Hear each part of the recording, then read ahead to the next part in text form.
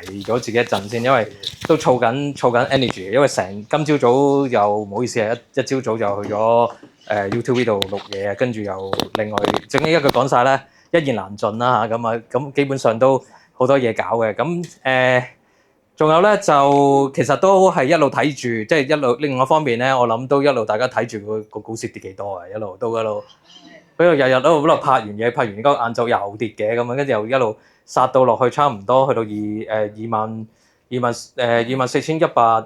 幾，跟住做咗個反彈啦。咁嗱，今日咧我哋開頭講嘅時候咧，咁我今日咧就準備啲內容咧，就有啲同我之前，我唔知大家有冇啲係真係之前嗰3場都有嚟過㗎，即係唔同嘅一啲平台咁都好啲。咁都好啲嘅，咁有啲係今晚先得閒。咁嗱，我哋要講嘅嘢咧，就一陣間有啲係唔同我之前嗰三樣嘢嘅，咁啱又特登有啲篩咗嘅。咁啊，同埋今次咧係講一啲研討，所謂佢問我究竟講乜好咁啊，我話同佢講話，你當研討會咁做啦，因為本身都係希望大家又唔好成日好似教書咁，可能都會講緊啲本身心法上嘅策略啦，或者成啊。咁啊，所以就一陣間嘅內容咧，就係關於呢樣嘢先嘅。嗱，咁因為咧就時間所限啦，咁嗱其實幾多分鐘開始先係正式我開始入場啊？仲有7分鐘，7點唔係喎，而家7點10分啊嘛，咁你本來15分開始嘅嘛？嗱好啦，咁我用5分鐘嘅時間咧，其實我未入我呢個咁嘅 PowerPoint 之前咧，咁我就略講下啲嘢先啦。咁嗱本身咧，大家都知道咧，今日咧，其實某個程度上都係講緊特朗普究竟係咪講48小時嘅通牒咧？究竟係對於伊朗嘅霍爾木茲海峽嗰度究竟係有個 warning 啦？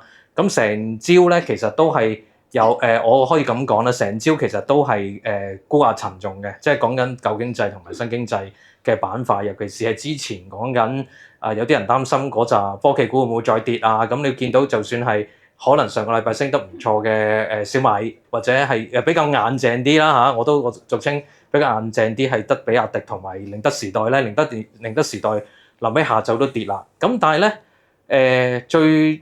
本來係應該嗰個即係有啲人睇過某啲圖啦，其實都睇到係由本身上次彈翻上去由25,000點跌穿，跟住就諗住做翻隻腳彈翻上去。講緊嗰個平衡，即係叫下降嘅平衡通道嘅時候咧，其實佢啱啱好嗨到上去一格之後，咁好明顯一樣嘢咧，就其實睇到個成交係仲係未配合嘅。咁到佢真係跌翻落嚟，去翻個平衡通道，我諗係大致上係去翻上個禮拜中度啦。咁其實已經係覺得話成個市係應該仲要走落去嘅，因為嗰啲人嘅成交面係明顯表態在係講緊26,380點嗰格咧，其實就上一次個頂，而又再反彈而低過呢一格咧，喺個技術面入邊嚟講係仲要差啲嘅，即係做咗一個疑似嘅浪頂。咁我講得太多技術術語啦，但係我哋只係會諗緊一個問題就係如果個市係而家咁樣港股跌緊落嚟嘅時候係點樣救個市咧？即係用緊邊個態度咧？會又開完啦，即係我哋本身咧，如果係要睇投資嗰個前景或者睇投資嗰個路向咧，其實就呢段時間由3月開始話講緊小心開始咧，其實我哋通常就會睇緊究竟嗰啲好消息派先咗落去之後究竟點睇，包括咧就係講緊之前係開完會可能刺激下有啲作用之後咧，跟住就慢慢又好似冇咗件事喎，跟住反彈咗26,000落翻落嚟啦。另外咧就係睇住個期油究竟係會唔會又係因為講兩句跟住又扯高，跟住個美元指數會唔會又係行翻上去100啊或100樓上啊？咁幾個 indicator 咧，其實就攞嚟去睇翻成個市係咪有一啲本身市場嘅避險嘅情緒加劇，而係啲錢係走咗去商品市場嘅。因為咧本身投資一個即係我覺得投資去到第一季下個禮 sorry 啊，哇唔好錯添 sorry 總之投資嘅第一季就嚟下個禮拜做緊個季就嚟做季結啦。咁某個程度上而家反而係早啲跌咧，對於講緊嗰個期結係好事嚟嘅，即係而家早啲跌落嚟咧，就見到本來上個禮拜三咧，其實大致上本來係今個月嘅期指嘅正常嘅倉位咧，係應該去到2550到左右嘅。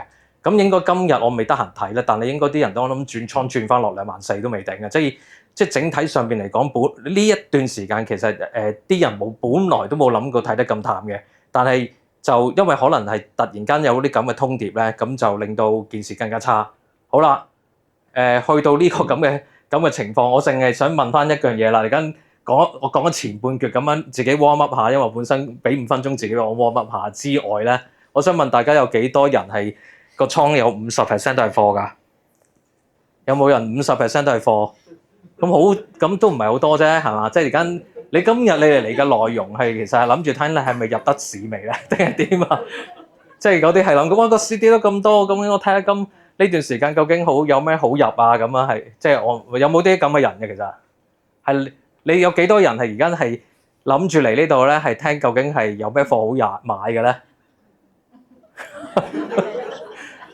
即係都唔係好，即係嗱，大家都係未好積極嘅，咁都嗱個市咧，咁都仲有得救嚇 ，OK， 即係有得救。咁個講緊散戶情緒咧，如果個個都仲等緊入咧，咁有啲人都可能分分鐘偷步入咗嘅。咁但係我自己會覺得咧，未講後邊嗰樣嘢就先講答案先啦。恆指咧，我會覺得咧，初步嚟講係會有反彈，因為技術面入邊嚟講嗰個 RSI 或者係今日睇落去咧，其實係有超跌嘅。咁但係呢個超跌咧，我某個程度上覺得佢反彈都會喺24610嗰度附近係會有個阻力嘅。咁啊，但係上側嗰個我諗就唔好意思啦。咁啊，25240就中一個大啲嘅 block 位。咁所以咧，如果係一個講緊個通道底咁上落去咧，嗱，俾個最壞嘅情況咧，即係嗰日AA Store 都有噏過呢個問題嘅，已經預咗佢仲要跌得多啲，而有個位已經有 hit 到啦，甚至仲繼續睇淡。如果你話一個比較實在啲嘅一個推算位咧，係大致上係22810嘅，係啦。即係如果你話如果我而家做一個部署，由而家係24100幾點，或者彈翻上嚟240，甚至有啲人睇緊夜期跌咗落去。頭先我偷偷地坐喺嗰度，聽到人講話夜期又跌咗啊，仲有粗口添啊，聽到。OK， 係啊，就係咁啦。咁我唔爆係嘛？係嘛？升咗啊！我未睇啊，係咪講緊話唔打啊 Taco 係嘛？咁即係嗱，講緊嗰個位24610呢個位咧，如果真係佢呢個 Taco，如果真係踩咗上去咧，但係上邊嗰個位就25240嗰個位就自己睇住究竟會唔會翻到上去啦？坦白講OK。咁啊，如果25240上咗上去咧，我都會繼續會同大家講，其實個平衡通道其實係未扭轉咗嘅。即係嗱，如果突然間又我即係想講多一樣嘢，最差22800 OK。咁啊，如果係阿 Trump 咧，突然間有呢次通牒，又再通牒咧，咁萬一要再做有啲咁嘅情況底下，你就預咗越嚟越個威力低 OK。咁啊好，咁啊祝福咗大家，咁啊有1000點嘅嘢啦。嗱，我利申我其實係今日係開始做翻即係做翻好嘅，即係我利申我係做翻我有牛證嘅 OK。咁但係個問題主要原因就係因為佢已經 hit 咗我一個技術位嘅2420幾，跟住就我下一格要做就23830，跟住再落嘅時候就應該係23610，好窄啦。跟住如果嗰個22810嗰個位其實就好深噶啦。好啦，嗱咁你哋幫我繼續密切留意究竟有冇啲彈弓手嘅情況啊？有冇啲人係又萬一佢到頭來又反彈完個成1000點，究竟會唔會係一開場嘅時候正式美股入市嘅，即係美股一到開市嘅時候又唔知有咩劇本啊？幾多點啊？其實而家夜期去到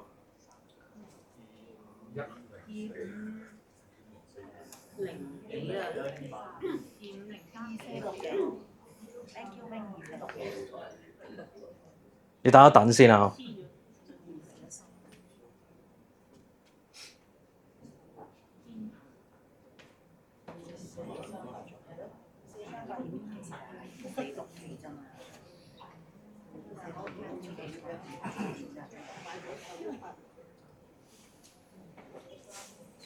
！OK， 嗱，總之我最貼嗰樣嘢都係講翻嗰句啦。頭先講咗25240嗰個位置，咁啊，如果佢聽日係企翻上去，就另外一個跑道，究竟係可唔可以調翻轉頭行翻嗰個下降通道嘅底部，跟住再行翻上嚟啦？咁但係初步嚟講咧，就我覺得都係仲係喺個下跌浪嗰度附近，即係我講緊都係嗰句。咁但係咧，我哋如果係喺呢個現階段入邊嚟講咧，究竟嗱，我而家繼續我講緊咁嘅嘢啦。嗱，24250、2425240，跟住如果你聽日咧，如果係踩得到嗰個24610係唔會回失咧，咁你先至可能會諗緊係跟住落嚟會唔會慢慢去跟翻啲貨？因為我自己本人咧係睇第二季係好過第一季嘅，最尾嚇，第二季係睇翻第一季。你睇翻就算係之前你 A Stock 都講。大致上27800到咗個位之後，跟住我就覺得係第一季有個回調，甚至第二季先至會係比較會好啲嚇。咁好啦，等先啊，我要向呢邊啊。嗱，呢個免責聲明啦，呢個就係有啲知道，應該我都當係阿 Kenneth 講嘅嘢一樣啦。大家今次嚟都係其實係睇我嘅啫。OK，咁大致上。大家都知道我喺邊度啊？嘅平台有出現㗎啦，咁啊大致上啲網台同電視台都有出現嘅。咁呢個我有講過嘅，不過就講多次啦。而家係其實 M7個估值其實開始合理翻嘅。咁啊，慢慢就要大家去睇翻咧。其實係成個美國股市，如果真係要做翻嘅話咧，我反而係覺得真係有幾即係今日我都有做過訪問，咁順帶同大家講啦。即係我覺得咧 ，Nvidia 係如果係落到去成170蚊或者170蚊樓下咧。其實就算係計估值或者係計佢本身嗰個 GTC 講緊佢個大計劃啦，或者係講緊佢護城河係天花板都好啦，咁就其實 suppose 係開始會留意翻嘅。咁另外咧就 Meta 咧就真係開始放棄元宇宙 VR 呢一樣嘢咧。咁我覺得咧，如果係喺講緊即係廣告界或者兌現嗰個方面，其實係 Meta 係又係另一隻係本身係如果排次序就係 Meta 會行嘅。咁另外咧就去翻咧，我睇下有冇反彈先。今日佢其實咧，我就覺得咧 Tesla 講緊嗰個嘅老細位嗰度去跌咗落嚟之後咧，咁我都覺得話，咦？點解佢連嗰個389嗰個位置都跌翻落嚟嘅？咁我就會覺得咧，下邊如果係講緊 Tesla 咧，我係 buy 佢係如果係喺 SpaceX 未上市之前咧。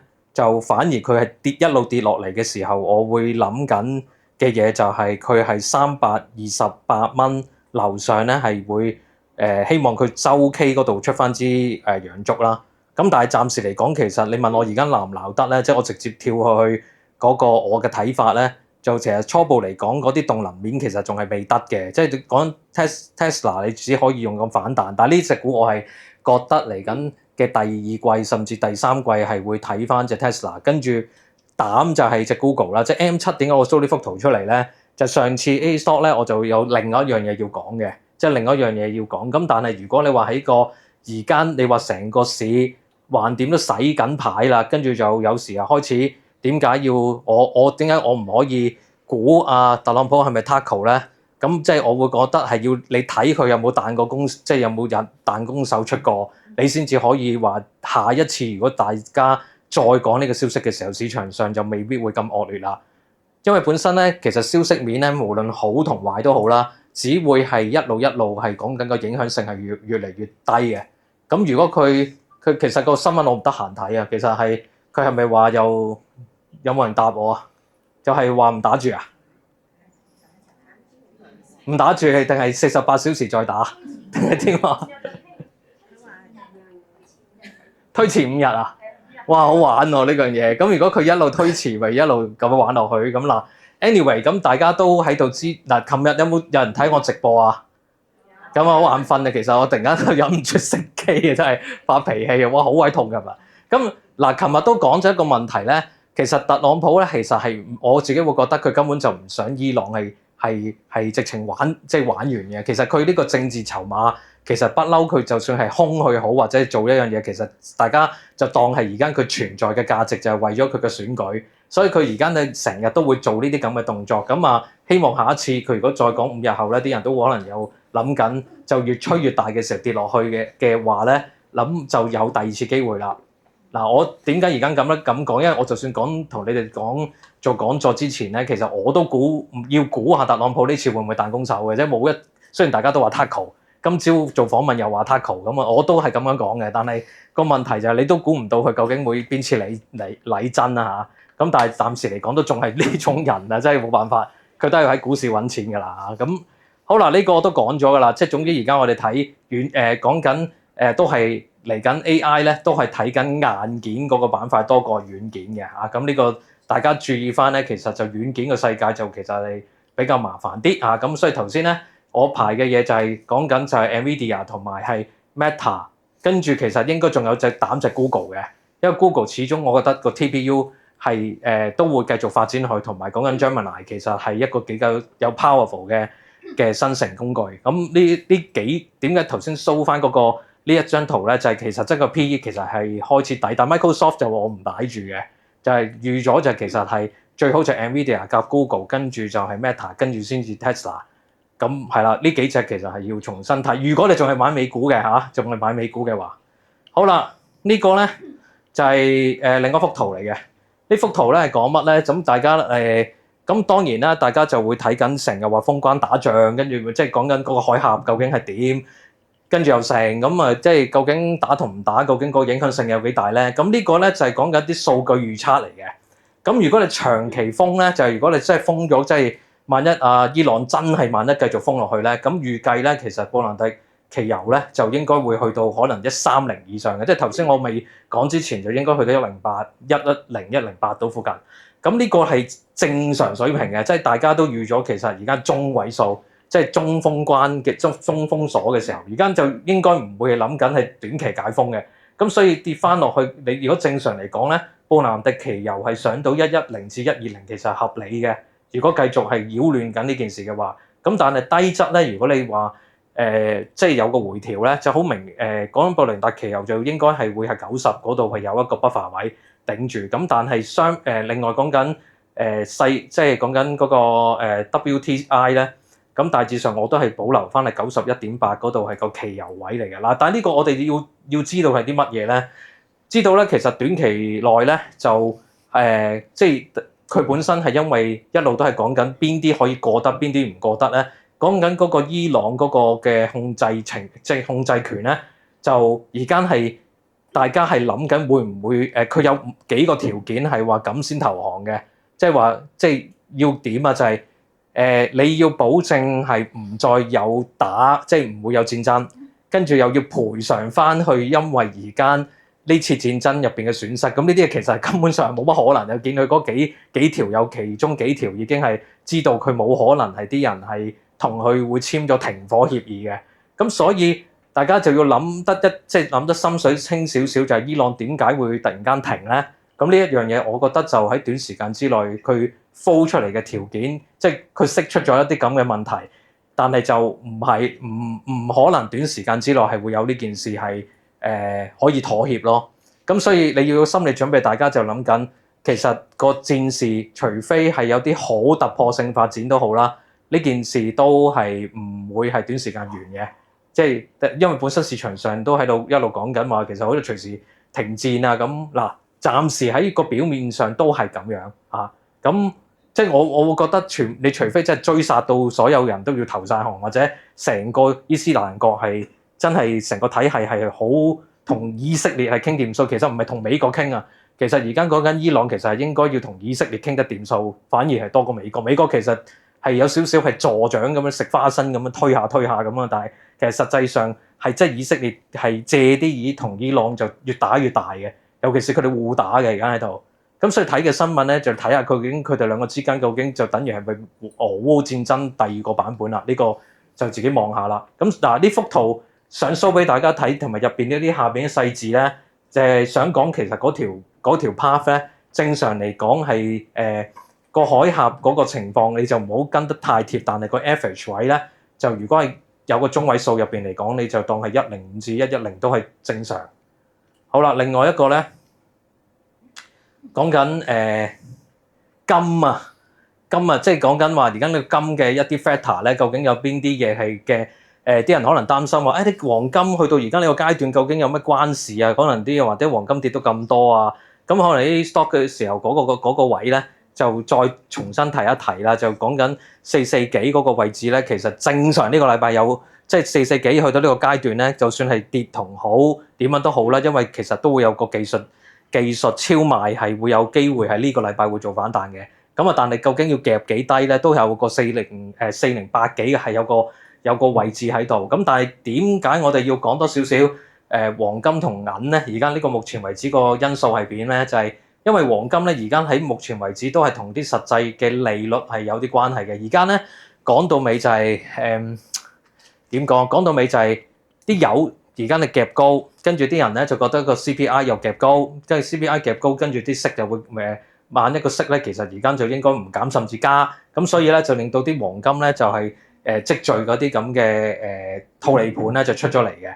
咁另外一樣嘢咧就係因為本身金價嗰方面都係其實同啲貴金屬有關係。咁如果金咧又跌穿咗一啲本身重要嘅位置，包括咧就係4720呢個位啦嚇，4720呢個位跌穿咗之後，跟住就啲銀咧其實就連帶埋其實冇乜支持力嘅，因為黃金個大佬跌咗咧，都係會影響到嘅。咁但係通貨膨脹啊，或者係避險情緒啊，呢啲都係幫助到件事嘅啫。即係嗱，大家我自己會覺得黃金其實係喺個 portfolio 入邊嚟講，係趁住呢個機會咧，你係用緊中線嘅角度，其實係應該抵買嘅，係啦。即係你唔好諗緊話，喂，我要撈到最低。但係黃金咧，其實係一個核心嘅一個係而家成個國家唔同嘅國家嘅藍圖入邊嚟講，其實係一個幾大嘅重資產嚟嘅。咁所以如果你話，如果連黃金都係長期被人套利咧，咁即係要有一個比較真係連國家之間都要有個套利潮先至會咁做嘅。但係而家目前為止只係睇到咧係個市場上嘅需求係有套利嘅啫。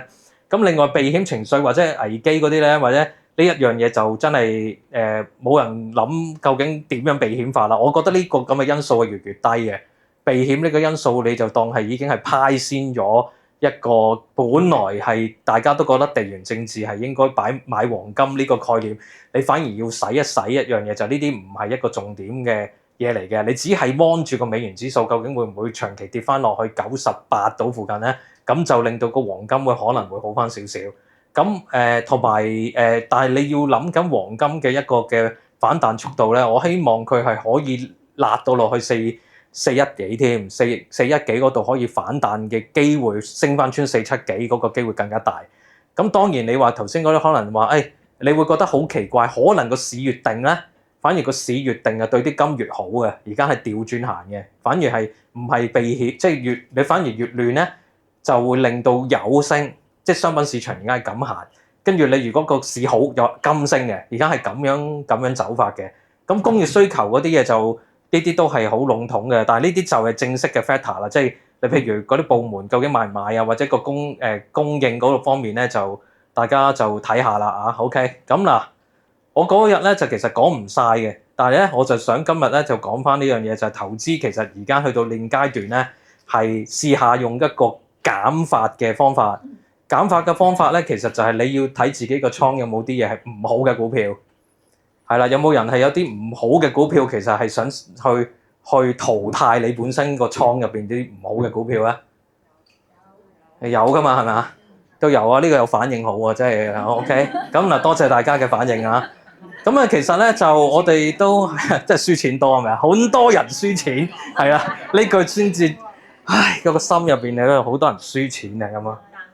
其實唔係因為冇好嘅股票嗱，其實我諗大家咧，我成日都喺直播都同大家講啊，啲人咧係好多時候咧好大個倉咧係少少咁樣嘅贏錢係養住多嘅蟹貨嘅 ，OK， 即係嗰啲錢係不嬲都係啲輸嘅錢係嗰個倉位係大過贏錢嗰筆個貨嘅嚇，都係咁啦。嗱，我哋講緊呢個，因為我哋有兩段時間好似聽講，咁我哋就講緊最容易被淘汰嘅6個股份，咁你應該要點搞先咧？好啦。呢個睇唔清楚㗎啦，不過亦都可以影一影嘅。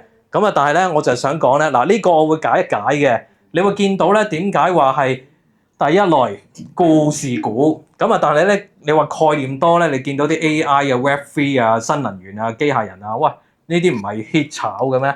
咁點解呢啲要執嘅咧嚇？咁啊呢個，但係呢個範疇你要睇喎，因為本身咧就係、其實有機會咧係個收入同埋個盈利咧其實係跟唔上嘅，即係你會話個故事講到好大，但係咧你會發覺咧每一季個業績咧其實就係唔係幾跟嘅。嗱，你點樣睇嗰個嘅問題咧？你就真係要自己做下功夫啦。你打翻開你哋自己本身嗰隻股。打翻開隻股之後咧，你見到佢嘅每一股嘅 ROE 嘅盈利，每一季都變咗由正數變負數。如果你見到嗰啲股咧係變咗由正數變負數，甚至個 percentage 越嚟越減低咧，呢個係唔 make sense 嘅。即係你要擺咗咁多資源落去嗰啲股份，或者你係做咁多建設，你竟然個 ROE 嗰度會一路跌，咁呢個就真係要篩一篩嘅。咁另外一樣嘢，可能個管理層咧係次你見佢可能都係畫大餅嘅，即係。你出完業績之後咧，你見到哇個 market 咧，咦即係出完業績跌，跟住咧就要褪去嗰個後邊講緊個即係講緊佢要解話嗰下，要靠個指引嚟講未來嗰啲咧，其實呢啲都唔長久㗎嚇，即係呢個唔長久㗎。咁呢個嘅核心嘅問題咩咧？就係因為本身呢啲唔係靠佢自己本身嘅錢嘅現金流嘅啲公司。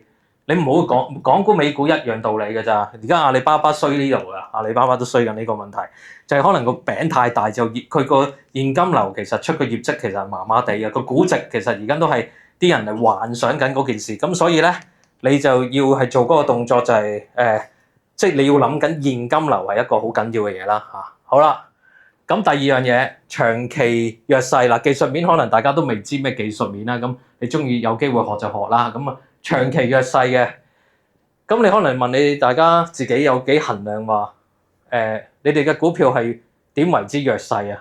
你有冇衡量過最重倉嗰隻咧？其實係究竟係而家係咩勢頭啊？定係唔好意思啊，佢打橫行啦已經，真係嗰啲人。我個 friend 同我講緊好搞笑，我個 friend 真係講俾我聽話，你隻股係升緊定跌緊啊？唔好意思，佢打橫啊，就係咁。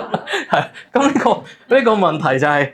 有啲位你可能到頭來弱到咧，連升都唔識升嘅，成交面嗰度個成交又低，即係日日你等佢喺度 trade 咧，個價又抹得好闊嗰啲，你真係要三思，因為嗰啲而家唔係個問題，係你想去升定跌，根本佢個成交係去到一個地步，你走到已經好好彩啊！咁呢啲都係我哋俗稱叫真係冇理啦，呢啲股即係你即係袋翻落袋好過啦。咁呢啲就係可能已經係弱勢到不得了，長期向下走嘅。我哋叫咩長期向下走啊？就係你每一個底都低過每一個底嘅，咁一路上落去嗰啲。而家其實恆指都係早於係喺即係前個禮拜我翻嚟就咁啦嚇。你當今日附錄咧，就當我在現場嘅時候影響到特朗普跟住 Taco 啦，我都當係俾大家一個好運啦。咁其實我都唔知究竟佢又係咪大攻手嗱。總之咧，跌穿200天線嗰啲收下手。你見到而家你本身嘅日 K 可能你自己 scan 完之後。你見到你隻股票咧，而家其實個日 K 線已經跌穿200天線，咁嗰啲咧都係弱勢㗎啦，擺到明，即係你有200個嘅人都唔買嘅。嗱，呢度我當有冇200個啊？呢度有冇百幾個啫係嘛？百幾人啊，百幾人都個價錢係低過百幾人嘅 average 價嘅，咁即係代表嗰隻股又好得有限啦。即係呢個係要一定要有嘅 concept 嚟嘅。平均線點解要咁睇就係咁啦，一路創新低。個問題就係咩咧？個資金其實係撤離緊嘅。通常都冇乜靈魂嘅股票先會一路向下走嘅啫，即係你反彈又走，反彈又走咁啊。因為可能分分鐘亦一係就可能佢一路搞低個倉，但係另一方面咧就你以為係低位啦，咁其實可能咧佢只不過係個趨勢嘅再向下嘅中途站，即係呢個就我自己 build up 一個金句喺度啦。咁第三樣嘢咧。就係護城河唔夠大，即係你越係咧嗰啲內地嘅公司，你要諗緊有冇代替品，或者係有冇內卷得好緊要。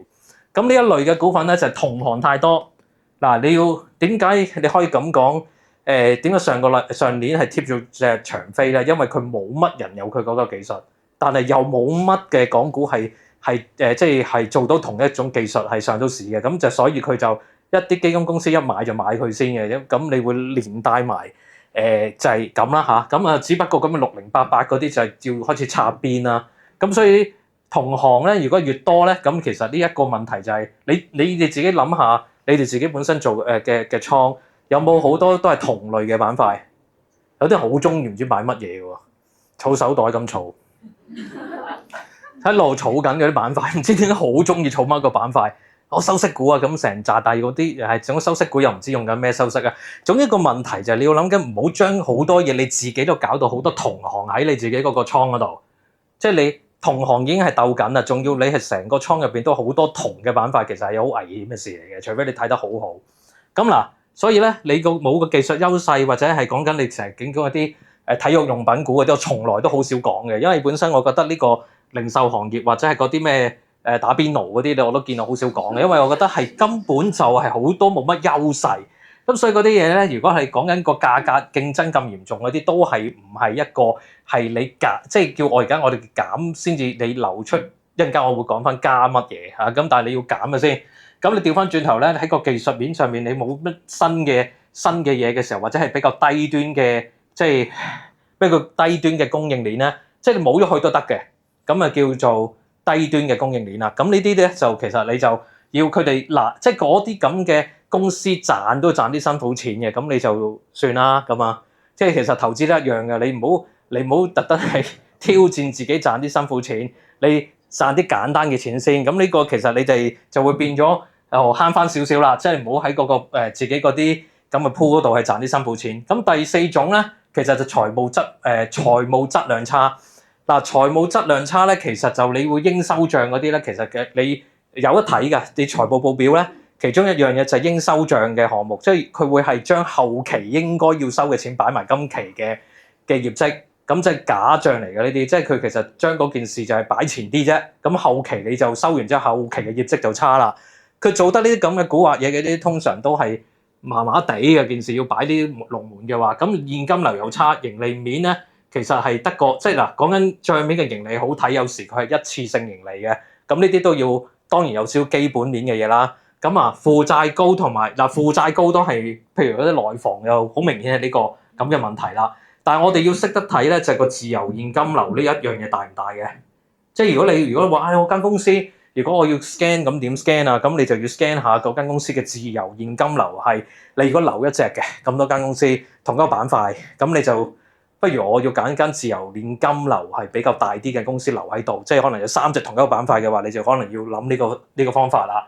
咁啊，淨利潤加唔係等於現金流喎，唔等於啊。咁啊，淨利潤咧，只不過可以係佢個開支少咗，令到佢賺錢多咗，唔係佢儲嘅錢多咗，係啦。咁所以你哋要睇緊現金流就還現金流，咁淨利潤咧係要睇下究竟係咪佢財源得翻嚟嘅。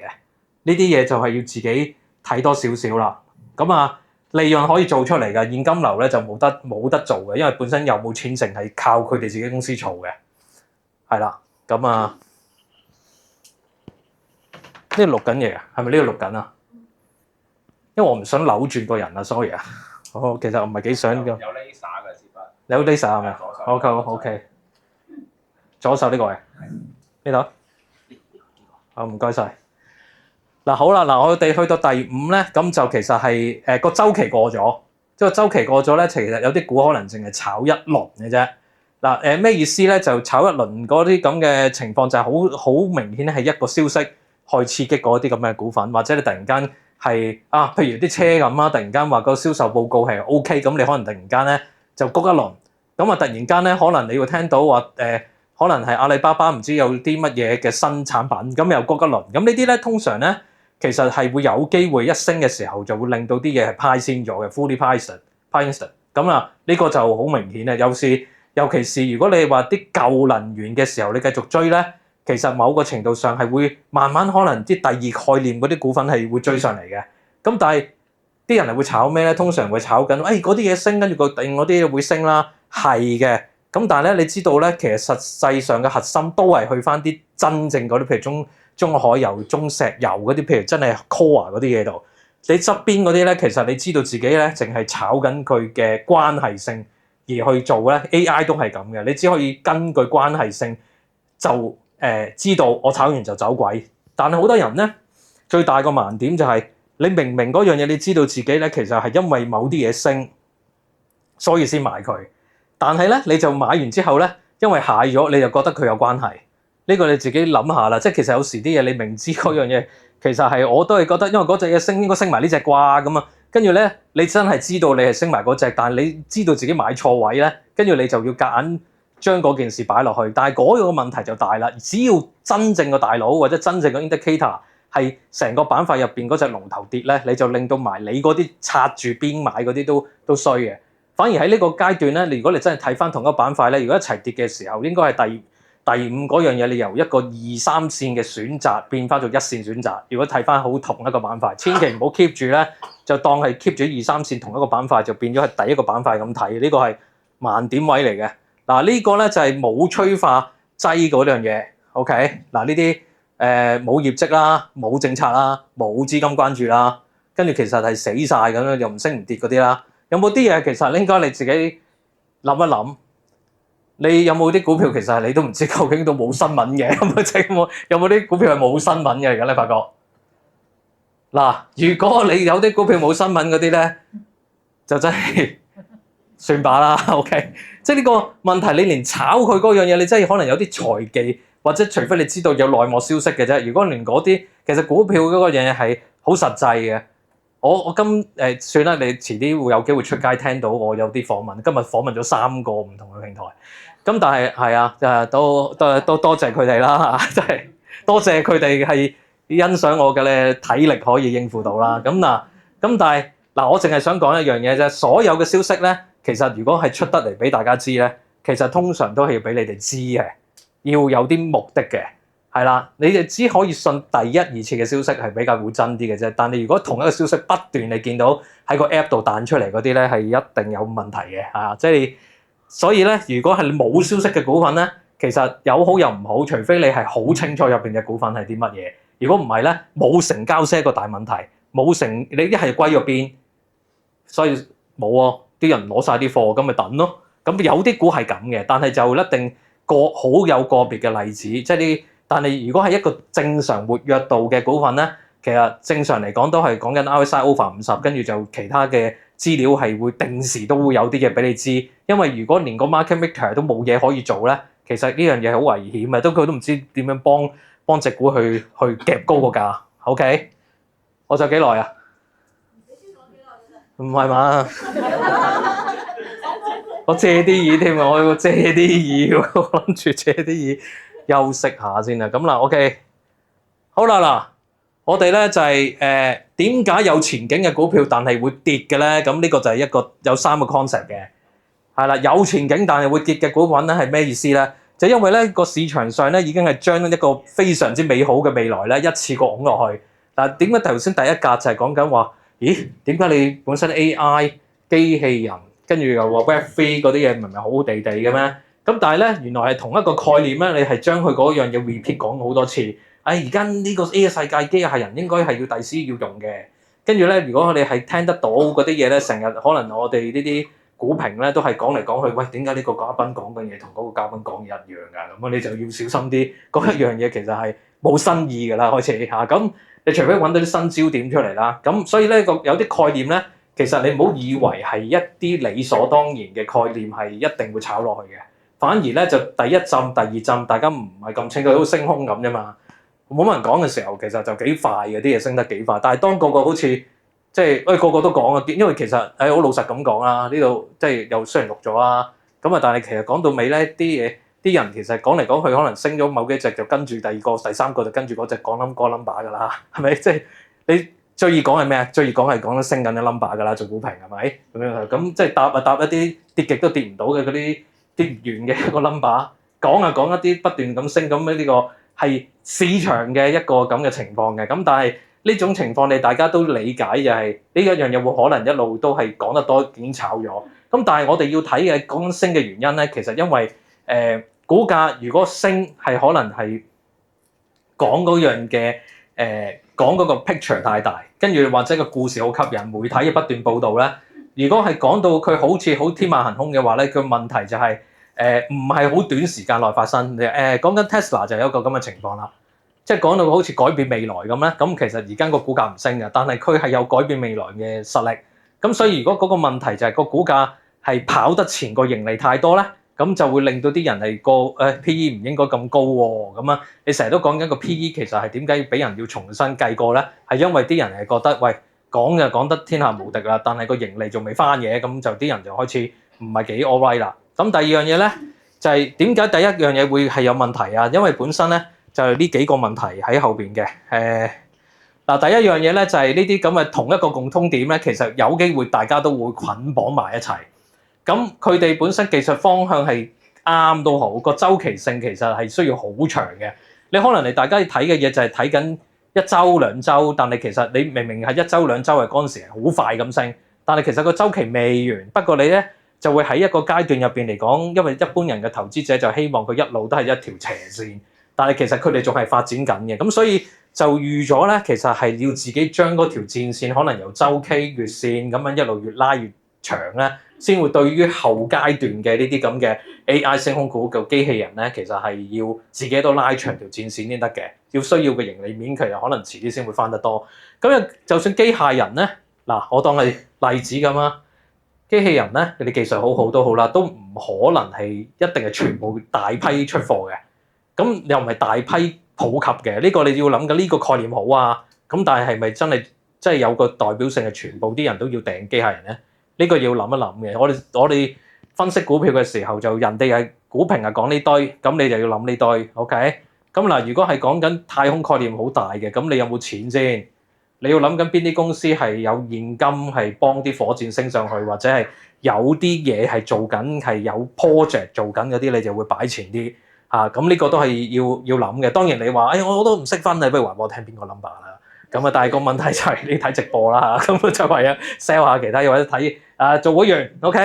咁啊嗱呢個咁另外 Web3 咧就好前衞，但係又未必係好商業化嘅模式啦。咁講到尾咧，其實我跟翻個 concept 俾大家理解咧，其實最緊要係真係要穩定嘅賺錢。你見我而家開始揀啲公司咧，其實我唔需要好爆嘅，即係就算係講緊升空股或者國防股，你見到我一早揀嘅ATRO 啊，或者係講緊ESLT 啊，呢啲都係我唔會特別去炒個 ONDS 嘅，即係我覺得嗰個樣嘢根本就係啲大餅畫到嘅，啲錢都未翻咁，但係你就係咁吹咁樣，我就唔會咁樣搞啊。咁所以到頭來咧，而家嘅未來嘅巨人咧係唔代表一個好嘅而家嘅股票。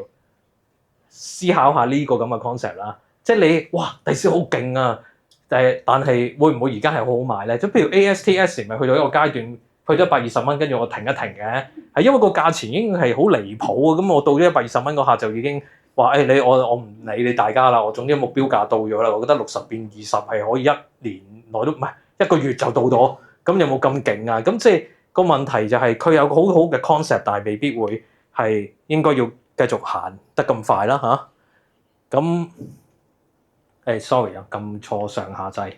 嗱，第三樣嘢咧就係越嚟越多人啊。呢啲咧就係你要諗緊咧，如果逢親好嘅嘢咧，就越嚟越多人係參與其中咧，就會越嚟越容易有泡沫。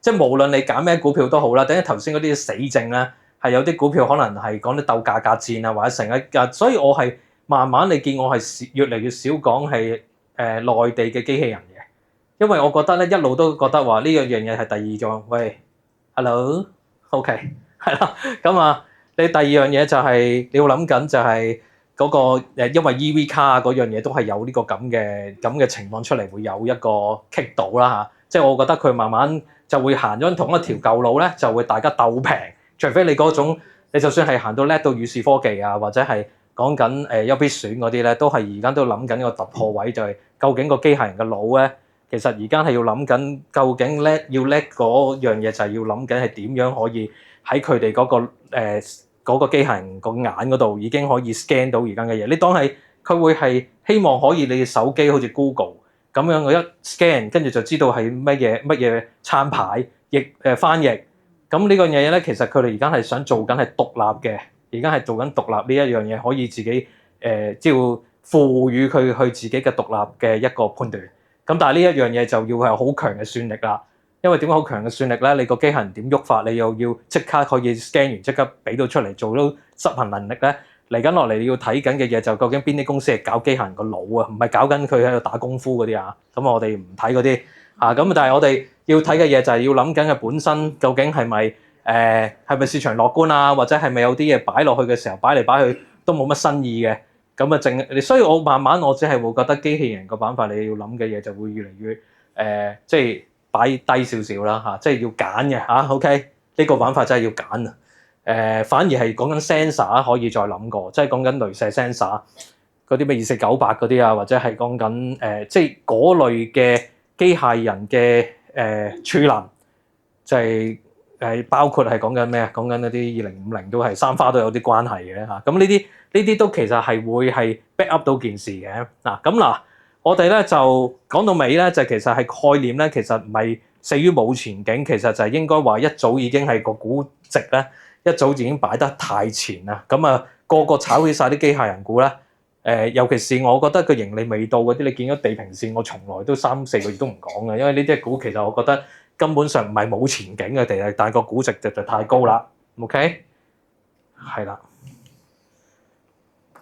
好，咁咧我講完呢度咧，咁我就逼佢哋要俾個休息時間我嘅。OK， 係啦，因為我都係真係有少少鼻啊，唔好意思，即係我揸住呢隻嘢撳下，其實都唔係咁舒服嚇。咁嗱講緊咧就係嗱，我篩選嘅嘢係點樣啊？嗱，我哋嗰日咧雖然冇講過啲乜嘢嘢，即係我即係嗰日唔係講得太多。嗱，我哋要講嘅嘢咧，其實你不人繞過的位置咧，其實嗰日都講緊呢個主題嘅。我 A shot 嗰個講到尾，你要知道而家咧呢一種嘅硬件，呢一種嘅需求，或者係唔可能係好短時間之內係被取替嘅。同埋你一定要經過去先可以完成到一個程序嘅。咁呢紮嘅 AI 嘅要選嘅嘢，仲係有 CPU 或者唔係GPU、CPU 都計，CPU 遲啲都會計，但係而家早得滯，所以 Intel 係會睇翻嘅。但係 CPU 始終都會睇嘅。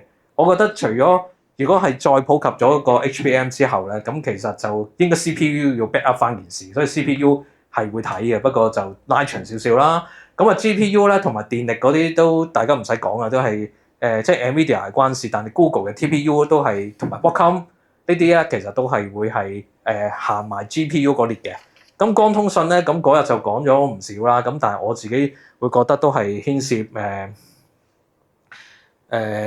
即係 COHR 嗰類咧，咁就光模組嗰樣嘢會去到行過呢個階段，同埋令到去接洽到嗰個光通訊係信號穩定嘅 TSP 晶片，真係 CRDO 咧，其實呢類嘅晶片其實係要幫助個光通訊穩定嘅。嗱咁啦，另外咧我哋要有咩保留咧？係呢個叫 backlog。backlog 咧其實大家就知道一定要有訂單嘅。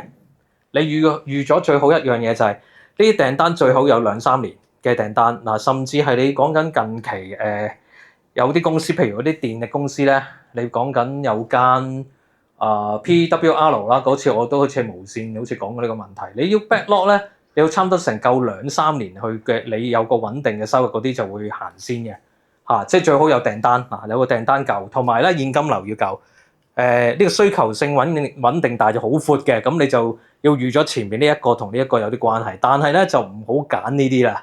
即係頭先我嗰個概念都同大家講啦，即係應用層其實係最煩嘅而家，即係唔係有啲即係其實大部分啲軟件公司咧，而家係出現一個叫做輕微嘅泡沫㗎啦，因為佢本身咧想出嚟嘅時候，佢就冇諗過即係一齊加入呢個算力嘅行列，整隻 app 出嚟，整一啲系統出嚟，但係點知而家咧就越嚟越便宜啊！嗰啲系統同埋生成嘅嘢咧，就越嚟越冇佢嘅，即係本來好散嘅。但係而家咧，可能一個 app 已經做晒所有嘅嘢啦。即係佢幾間公司嘅嘢，其實佢都可以無論係抄襲或者係變咗有同一個功能咧。有啲人有幾可會真係一個人俾5個 app 嘅費用啦，但係一個 app 嘅費用可以搞掂5樣嘢。咁而家個趨勢就變咗呢啲咁嘅公司就好容易被淘汰，令到佢就越嚟越收入少。咁啊，邊緣嗰啲咁嘅情況咧，就呢啲通常都係講緊前邊嗰啲硬件公司。即係佢如果我去揾你間公司訂貨，同嗰間公司訂貨其實都係鬥平為主咧。呢啲就係會令到嗰啲叫邊緣供應鏈嗰度，甚至手機而家都係手機嘅一啲零部件，其實都唔係咁即係咁 work 嘅。即係如果除非你要諗緊佢會唔會加入好似信宇，睇下究竟係咪真係會加入咗機械人行列啦。咁但係如果普遍嘅手機嘅一啲即係供應鏈，或者係講緊普通嘅晶片供應鏈，就係會有機會取替到嘅。嗱，呢個就好難講話跟風乜嘢。頭先我講咗個概念俾大家聽啦。你總之咧就自己，如果你係跟住嗰個技術面或者嗰個龍頭而去買某嘅股票嘅時候，如果大家一齊走鬼咧，你其實係應該嗰隻嘢係應該要行先嘅，即係走開先嘅。就反而你要留一個有實力嘅前邊嗰啲自己做 fact check 啦，即係做翻頭先嗰啲呢隻係嘢有晒喎，跟住原來你有個 list 俾自己睇，原來對翻咧，原來係而家我要清走嘅股票入邊。呢個因素入邊嚟講，原來呢啲嘢入邊都唔中喎，咁呢隻咪可以 keep 咯。但係你如果你發現嗰6樣入邊你都中咗你哋自己嘅嘢咧，咁有冇同我講話莊主我成個倉都係呢啲嘅，咁我清晒喎。喂，6隻都中晒喎，咁你真係證明其實要檢討下究竟發生咩事啦，係嘛？咁嗱，陣間我先再講埋其他嗰啲啦 ，OK 係嘛？定係我繼續講啊？你想放 break 嘅睇？我想休息下先啊嘅，係啊，我都休息下先。多喎，咁睇嚟我可能要介紹得好啲，你哋會知多啲少少。咁好啦，我哋老虎證券咧就成立於2014年啦，咁我哋都有喺美國嘅 Nasdaq 度上市啦。咁我哋係服務於全球，咁又有幾個國家啦，譬如話我哋嘅 headquarter 喺新加坡啦，咁我哋喺香港、美國、澳洲同埋紐西蘭有我哋嘅 office，我哋都有牌照嘅。咁講下我哋老虎證券嘅整體一個概況啦，咁我哋喺全球咧有獲得超過260萬呢個全球投資者嘅青睞嘅，咁我哋嘅開戶客戶咧都有達到260萬嘅，咁入金客戶都有達到122萬啦，咁我哋每年嘅交易額咧大約有6000億美元，同埋我哋嘅客戶嘅資產嘅規模咧都達到610。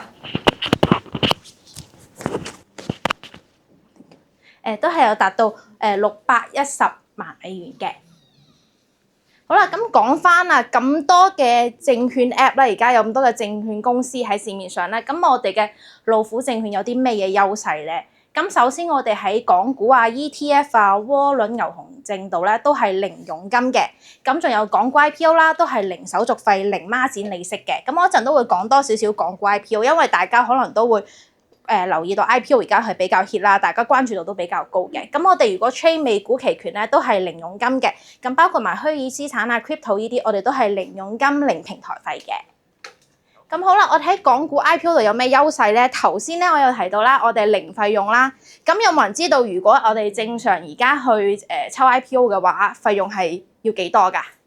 有冇人可以答？100蚊，起碼都100蚊係咪啊？好啦，咁我哋喺我哋老虎證券度抽 IPO 咧，咁我哋係零費用嘅，零孖展利息、零手續費啦，即係話你連呢100蚊、50或者100蚊都係唔使俾嘅，我哋係免咗嘅，咁就係做到真正意義嘅零費用啦。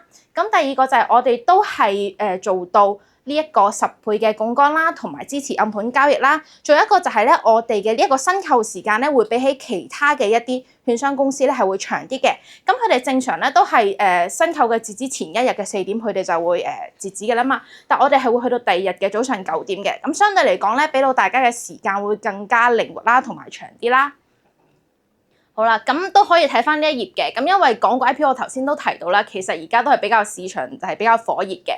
咁呢啲係前排時間上市嘅一啲 IPO 啦，咁都可以睇到佢哋關注度係關注度比較高嘅一啲 IPO 啦。咁佢哋都係睇到其實上市當日咧個價都係升緊嘅。好啦，咁仲有我哋有第二個優勢咧，就相信大家都有用開證券 app 嘅。咁我哋嘅老虎證券個 app 度咧就有一個叫做老虎錢罌。咁大家睇到老虎錢罌，我諗到係咪好似豬仔錢罌咁？係咪存錢㗎？係啦，都係同呢個有關嘅。咁我哋老虎錢罌咧，如果你未開戶或者你已經開咗戶嘅，咁你咧都可以喺我哋個 app 度咧開通一個老虎錢罌嘅。咁呢個老虎錢罌嘅話咧，佢係有第一個功能就係自動申贖啦。咁譬如話我而家開通咗老虎錢罌，咁我正常嚟講老虎錢罌佢嘅底層邏輯咧，其實就係我哋嘅貨幣基金。咁貨幣基金嘅邏輯係咩？就係投資緊一啲現金啊、定期嘅，咁就較低風險，但係都係有收益嘅，所以就唔使驚話放落去係冇收益嘅。咁佢有啲咩好處咧？佢自動申贖，大家可能就睇到淨係得自動申贖喎。咁其實就係咧，如果正常嚟講，你開咗個證券帳戶啦，但係你冇開到我哋嘅老虎錢罌嘅話咧，咁你啲錢擺咗落貨幣基金度，而家你呢一刻你想去抽 IPO 或者你想去買股票。但係你正常嚟講，你係要手動操作㗎嘛，要撳個掣啊，然後等個 T+1一個工作天，你先可以去做後續嘅操作。但係如果你有我哋嘅老虎錢罌嘅話，而家你嘅錢咧放咗喺我哋嘅貨幣基金度，你嘅呢一刻你想去買新股啊、買股票啊或者抽 IPO 咧，係唔需要等 T+1嘅，係 T+0即刻就可以做嘅，因為我哋有呢個自動申贖嘅優勢啊嘛。咁如果啦，假設你而家啦賣咗你嘅股票啦，咁啲錢咧，啲錢又會自己翻去呢個證券帳戶啦，咁仲需唔需要我哋自己手動操作去撳掣㗎？即係聽到頭先唔使係咪啊？係啦，係唔使嘅。咁咧佢就會自己，因為自動申贖嘅功能啦，佢就會自己 T 加之後咧會翻去你嘅貨幣基金度嘅。咁你就係呢個方便快捷嘅就體現咗喺呢度啦。你唔需要自己去撳，同埋佢可以 T+0，你就可以做到你想要做嘅操作嘅。咁第二個就係咧，我哋係1蚊起頭啦，零手續費啦，高流動性嘅一個投資產品嘅選擇嚟嘅。咁都可以睇到我哋嘅貨幣基金咧，7日嘅個年化收益率咧，正常嚟講美金嘅話咧都有成3.98啦，同埋港紙單咧都有成3.03嘅。好啦。咁而家咧，大家都知道好多人都會用 AI 啦，包括我都係。咁我哋老虎證券咧都有 AI 功能嘅喎，即係到時你係開咗戶啦，喺我哋 App 度咧一定可以見到呢個 Tiger AI 嘅。咁 Tiger AI 可以做啲咩咧？佢就係一個你嘅小助手。譬如話啦，我想知道最近美團、小米啊嘅走勢係點啊，又或者我想睇下 Tesla 季度財報有冇啲咩分析俾到我。咁你就將個問題掟俾個 AI 就得㗎啦，佢可以俾到你分析啊、解答問題。咁你有咩唔明咧，就可以問佢，佢就俾到答案你哋，咁你哋就知道，原來 Tiger AI 咁樣用係可以了解到更多資訊，去幫助自己去判斷下，睇下啲唔同嘅一啲產品啊，或者啲股票啊等等咁嘅。咁係啦，我哋都仲有啲月供股票嘅選擇啦，比如話港股月供啊、美股月供啊都有嘅。咁亦都有準備到一個月供嘅排行榜俾大家去參考下，有啲咩嘢係可能大家都選擇啊，或者關注度比較高嘅一啲股票嘅選擇啦，同埋都一個月供嘅計數機俾到大家去計下自己嘅收息啊、收益係會有幾多嘅。好啦，我哋老虎證券咧，亦都係全港嘅首批科技券商啦。咁我哋亦都支援虛擬資產啊。咁所以好似話Bitcoin 啊、ETH 啊、AVAX 啊呢啲等等呢一啲嘅虛擬資產咧，都可以喺我哋老虎證券個 App 度咧係可以買到嘅。咁跟住落嚟咧，我就會咧交俾我嘅 marketing 嘅另外一位同事 Matthew 啦，同大家講下我哋有啲咩嘢活動喺今日，如果你開戶或者你哋準備開戶嘅，係可以享受到嘅。唔該晒 Francis 啦。咁我想唔使夾咪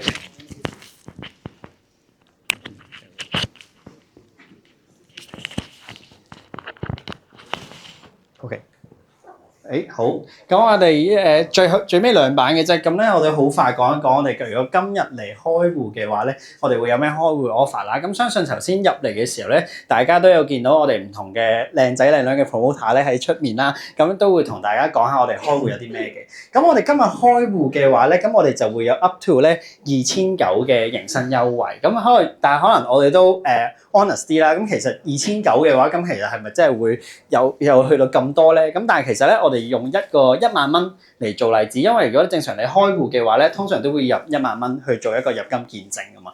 咁所以咧，我哋如果今日咧開戶入1萬蚊嘅話咧，首先咧我哋唔需要流傳咧，我哋就會即刻有呢個300蚊嘅超市禮券送俾大家嘅。咁係呢個百佳超市禮券咧，咁你一入完1萬蚊咧，我哋就會即刻送俾大家㗎啦。咁然後咧，我哋就會有呢個2人同行嘅優惠喎。如果你今日咁啱有個朋友係同你一齊嚟嘅話咧，咁如果你又想一齊開嘅話咧，咁我哋就會每人咧再疊加多100蚊嘅超市禮券嘅。咁如果真係咁啱我哋係自己一個人嚟嘅話，咁我哋都可以幫你睇下會唔會 match 到識到一個新朋友，咁然後咧就可以咁唔小心識到一個新朋友，咁我哋又可以夾多100蚊嘅超市禮券，咁你哋每人咧就可以攞到400蚊嘅超市禮券㗎啦。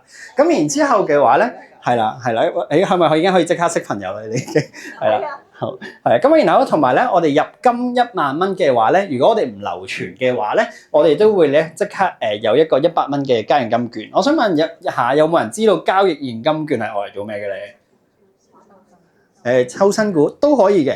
咁咧大家唔知有冇去過澳門過大海啦？咁其實咧交易金券咧，可能統稱啲講咧，就係我哋可以講係泥碼咁樣。咁即係其實你可以咧係直接攞嚟去買股票嘅。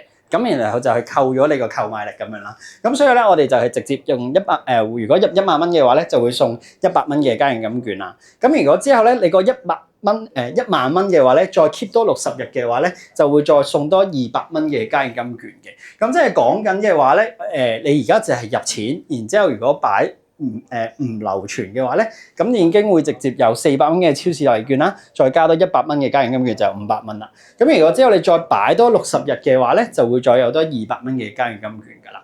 咁如是者啦，咁如果咧你之後咧2個月內咧有交易10次或者20次嘅港股啦、美股啦，或者係期權嘅話咧，我哋都會分別再送200蚊到400蚊嘅家用金券嘅。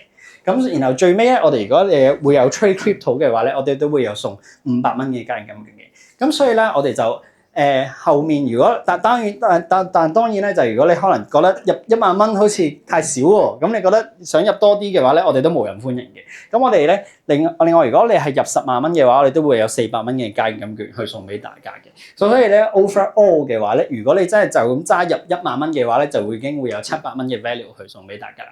所以如果一陣間完咗成場講座嘅話咧，有興趣咧都可以出面啦去揾翻我哋嘅 promoter 去幫我手開戶啦。咁然之後咧，呢個係啦。咁呢度咧就相信大家頭先嘅話咧，入場嘅時候咧都應該拎咗一本我哋嘅呢個期權通關手冊啦。咁見到大家都拎住啦。咁其實呢本期權通關手冊咧，其實就係我哋老虎證券自己出嘅。咁其實我哋除咗期權通關咧，咁其實我哋仲有出咗一本ETF 全球攻略同埋一本8萬美金手冊嘅。咁我哋嚟緊嘅話咧，咁呢本期權通關手冊咧就我哋老虎證券自己出啦。咁入面咧就講咗唔同關於可能期權嘅教學啦。咁另外都會有我哋自己老闆同埋我哋唔同同事，或者邀請咗一啲用戶去分享佢對期權嘅見解之類咁樣。咁但係有啲人會可能諗下，我睇完呢本書，好似都會有啲難明咁樣喎。咁我哋老虎證券咧就非常體貼啦。咁我哋咧我哋都有搞呢個期權訓練營嘅。咁今期嘅期權訓練營咧，其實都已經係我哋第4期搞緊㗎啦。咁咧我哋已經搞咗3次㗎啦。咁所以咧呢個期權訓練營咧。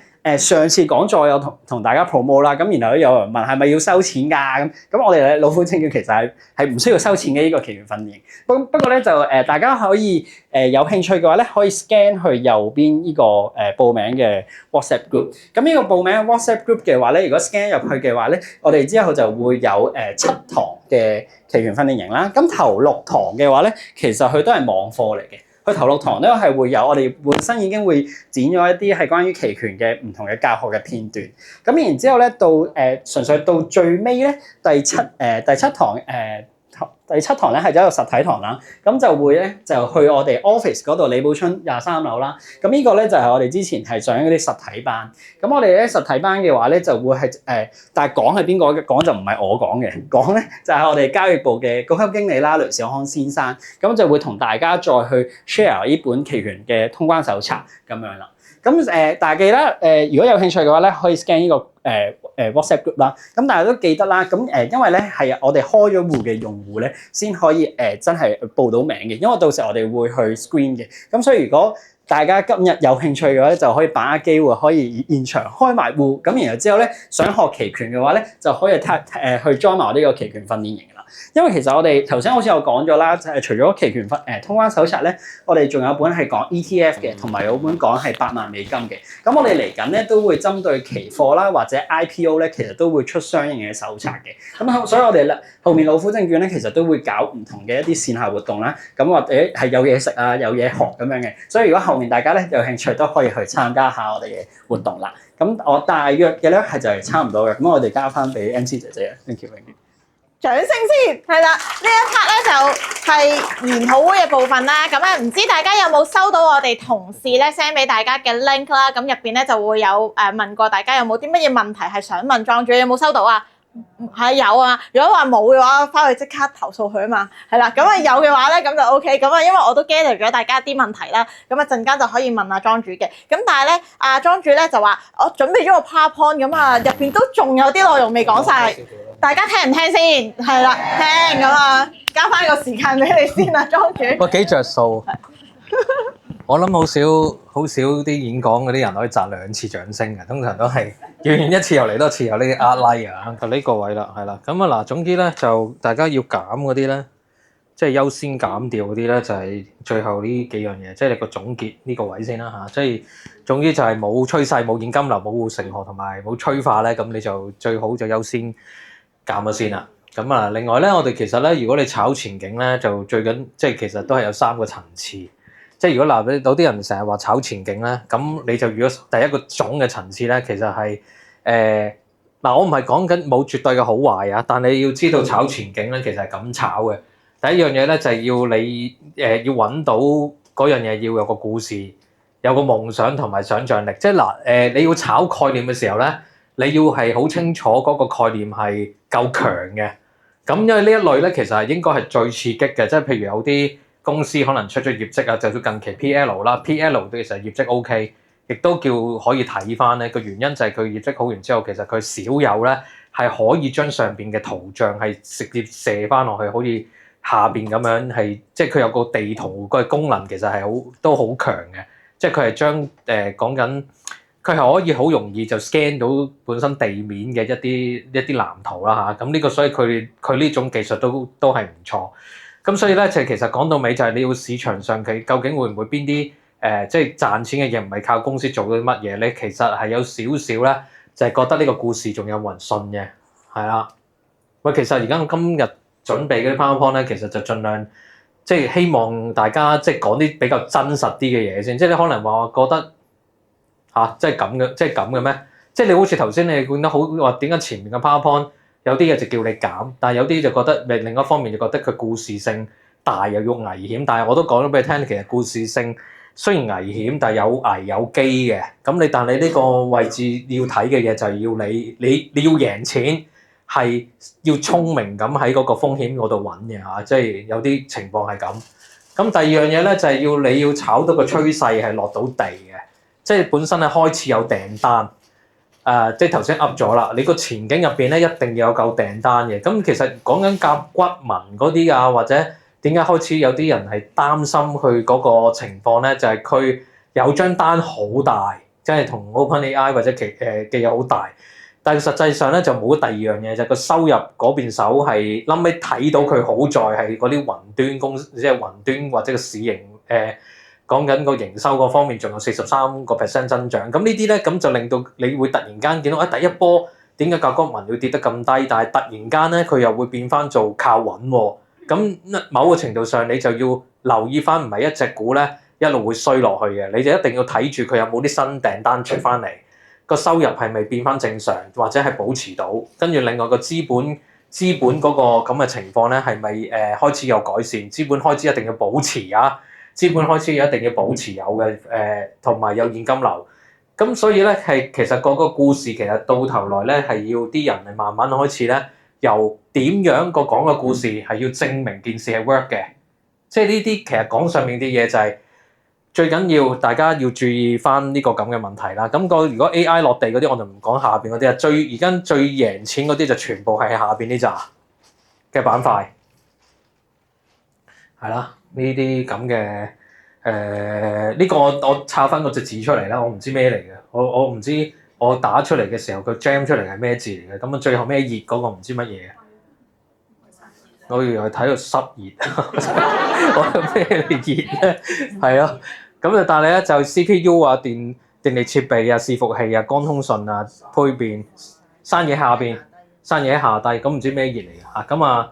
係啦，咁就數據中心同散熱啦，咁呢啲都全部都係你預咗係一啲賺錢嘅環節嚟嘅，呢啲係而家仲係存在嘅。咁其他如果你要揀都要揀咗呢扎嘢啦，咁仲有其他仲有要揀嚟做咩？即係其實我哋投資又唔使揀得太闊嘅，即係要去到成個範疇、成個生產鏈都要揀晒，咁就其實係有另一個風險。你不如喺入邊再揀啲好嘢啦，咁啊，但係我自己都會覺得咧，嗱，陣間我先講翻第二樣嘢啦，炒成熟啦，炒翻個收成期啦，盡量炒個收成期。其實而家開始收緊錢嘅，已經收緊錢啦，最好即係唔好咧就炒啲咧，可能話而家仲係收而家仲係未有錢收㗎，跟住咧又個盈利面咧要講到成2-3年後嗰啲咧就盡量避免啦。咁啊，所以咧我哋炒嘅嘢就係要第一件要炒嘅嘢要炒翻係成熟即係有個收成嘅，即係有3個階段咁樣去自己望啦。咁1種、2種、3種咁啊，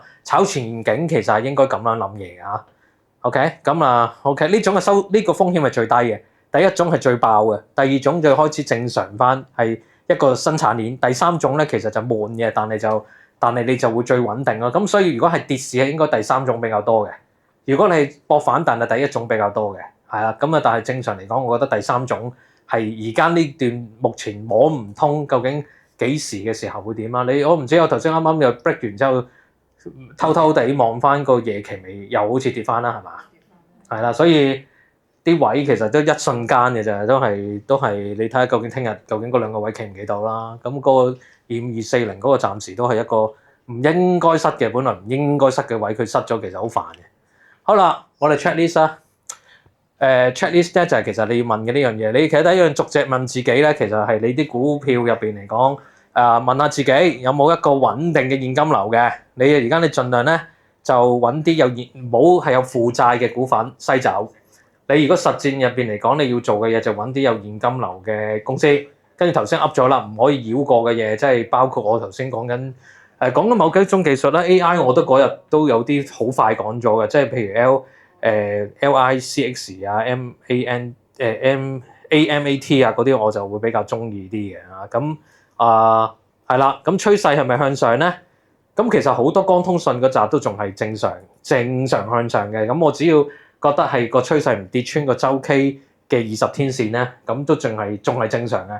即係習慣下將啲嘢咧就唔好咁近視，即係遠少少望遠少少。即係講緊個睇嘅嘢係用周線同埋係睇遠少少嘅20天線，咁你就會個防線係會容易啲守嘅。咁你話講緊催化劑嘅電力啊、政策嗰啲嘢咧，其實要有嘅。呢啲其實我覺得你一定要有消息嘅股份係你就喺你個checklist 嗰度嚇。咁好啦，嗱，如果我最後嗰個問題咩咧？如果你係冇持有嘅，俾你再有一次機會，你會唔會再買？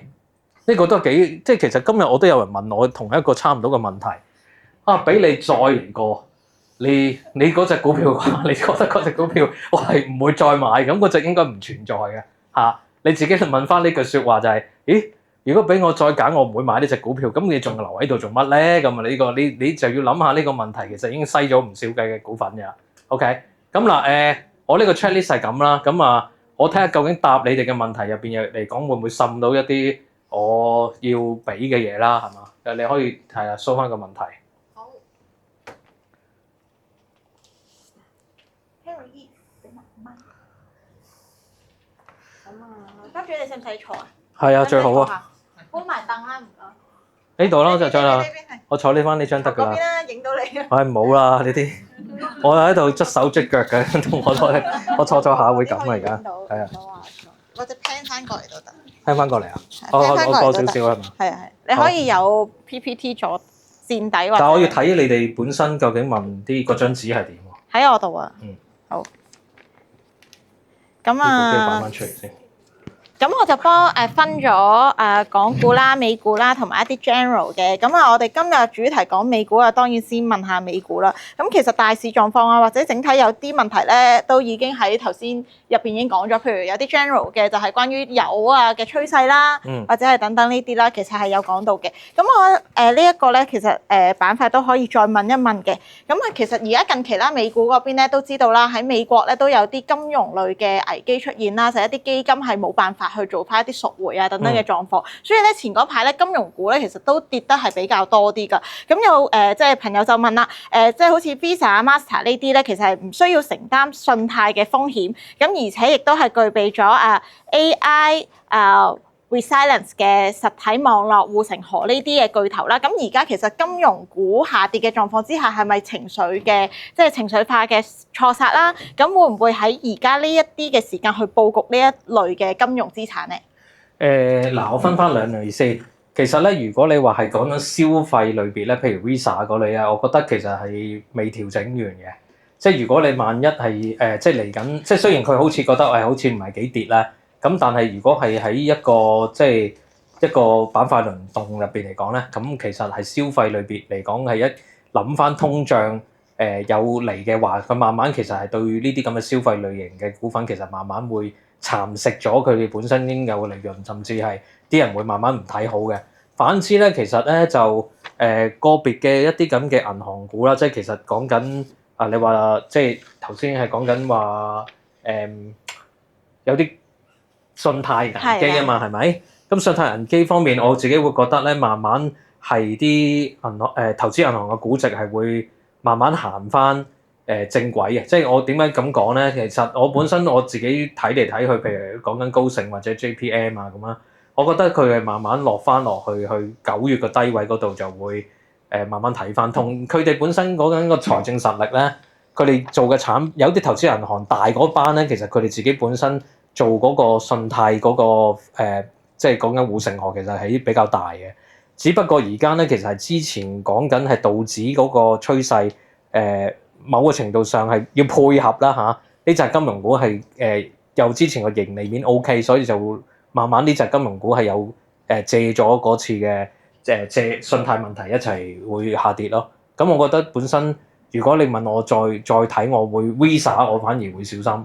PayPal 都做得唔好，咁anyway 咁同類嘅 AE 淨係大跌，係咪先？咁即係其實所以就係我覺得只會係遲早會慢慢會小心佢會係跟跌，反而係講緊啲投資銀行股可能會慢慢睇翻。好。咁另外啦，就想睇下呢一個就啱啱我哋亦都有講咗好多部分，就係關於一啲 AI 類嘅股份啦。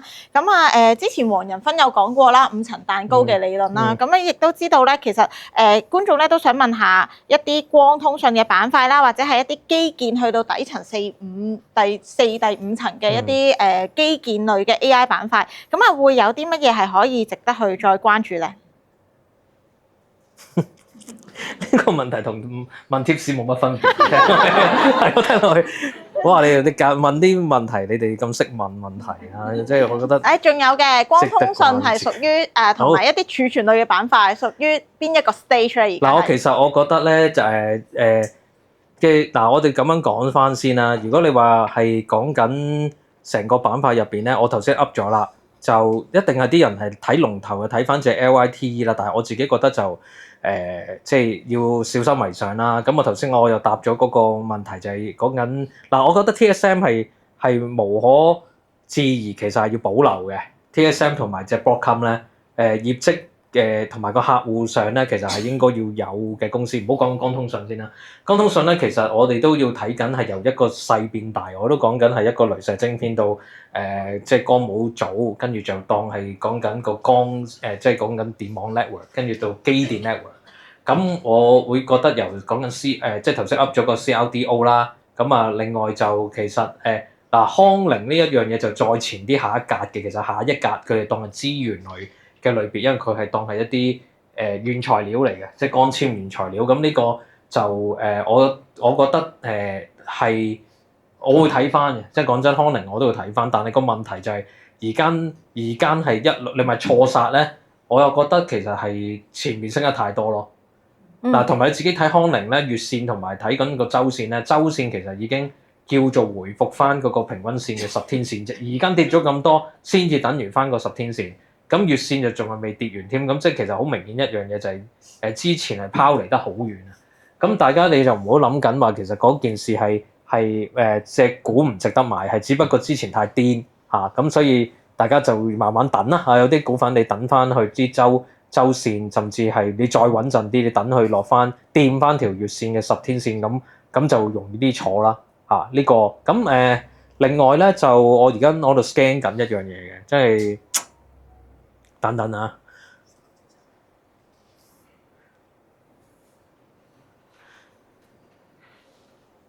嗱，如果你話電力咧，即係我自己本身，如果係要睇，我就通常就會睇翻嗰個EME 先嘅。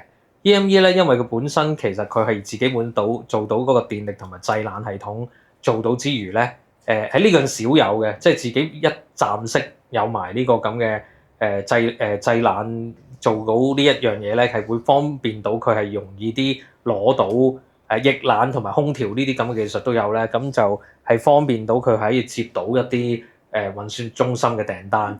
咁另一樣嘢咧就係講緊隻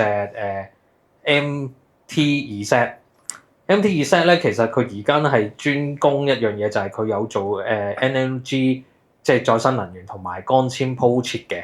咁呢一樣嘢，我諗如果係講緊而家嚟緊落嚟係要再生能源加運算中心呢個 concept 咧，咁就呢兩類嘅類別嘅電力股其實係關事多啲咯。係啊。咁啊嗱，呢一邊咧就啱啱亦都有問到啦，就係關於個儲存類板塊，而家屬於 stage 幾咧，即係類似 SanDisk 啊，之前其實一直喺節目都有提過。你應該話係睇住嘅 SanDisk 其實應該都仲去到嘅 stage 3。咁但係個問題就係佢如果跌咧，就會好影響到其他相關嘅一個板塊啊。反而咧，我覺得而家係又叫反升啦。即係其實佢係本來琴日係盤後跌，跟住而家所以你可以話隻 SanDisk 如果都跌咧，咁其實就好危險嘅。就反而咧，如果你話係會唔會即係好似頭先講緊話第一梯隊即係完咗會繼續去睇第二梯隊咧，就反而睇住翻啲 hard disk 咯。但係我只係覺得如果係真係針對性啲，我情願集中淨係 HBM。跟住就冇嘢好揀。或者你覺得係調翻轉頭嚟講，我仲有閒錢先會睇埋隻 STX 咯。好，美股嗰邊咧，亦都有觀眾啦，想問下今年個太空股會唔會係黑馬？係啦，咁啊下半年啦，亦都有其實提及過。點解今年係黑馬？其實上年已經係黑馬走出嚟咯。今年唔係黑馬。係。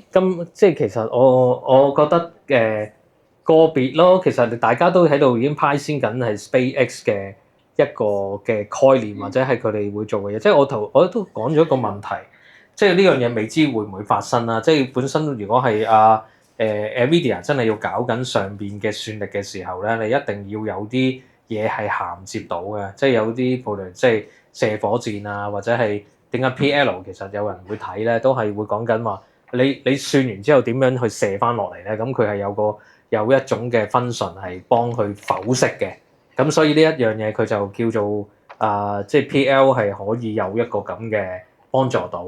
咁我之前上年年底講嘅即係關於即係 3D 打印咧，我覺得都係會再睇嘅 3D 打印。咁但係 3D 打印咧，我就會反而係會睇翻下邊嘅 VELO 多過係RDW， 因為咧 RDW 正常嚟講係應該慢過 VLO 嘅，因為如果係要軍備競賽底下咧，你最好就鬥快啤呢啲咁嘅，即係打啲火箭呢啲咁嘅，即係越嚟越多訂單就越嚟越想射多啲上去。咁啊 VLO 咧就係會比較容易啲係攞到訂單做呢個生產，甚至佢因為係佢背後個客就係有 SpaceX 嘅，咁所以就會咁樣睇咯。好。咁嗱呢條我可以幫你答，有咩方法可以揾到倍升股？梗係留意莊主嘅節目啦。平時你之前一直已經有講開嘅，其實咧就啱啱去到你可能喺幾個月之後就發現佢係一隻倍升股。多謝你答唔答啊？呢個答案收唔收貨？令我都有啲無奈嘅咁啊，都但係呢個答案收唔收貨先？留意莊主嘅節目。喂，點解揾到倍升股呢個問題就係點樣揾到？好似張家輝講話有就有㗎啦，呢啲嘢係因為你其實有時倍升股嗰樣嘢，我覺得唔係嗰隻股嘅問題，通常係你揸唔揸到一個倍嘅利潤多啲。係啊，即係大部分嘅人，我同啲呢度翻嚟傾嘅學生都講話，我早放咗啦已經咁樣。係啦，即係倍升嗰樣嘢，其實我覺得個最緊要嘅結構，頭先點解有個 checklist 咧？頭先個 checklist 就係幫助大家，你見到就算係有隻股係 OK，你點樣捉得緊咧？呢個我自己都要提醒我自己，有時都係咪快食咗啦？呢個我自己都有呢個咁嘅問題。不過就自己要即係自己要諗下，將件事拉開少少睇嘅。我都成日都提。大家話，你將啲嘢唔好睇得日日咁睇，你係睇緊成件事，你係你係炒嘅，你就真係一倍嘅時候就真係一倍就好計數。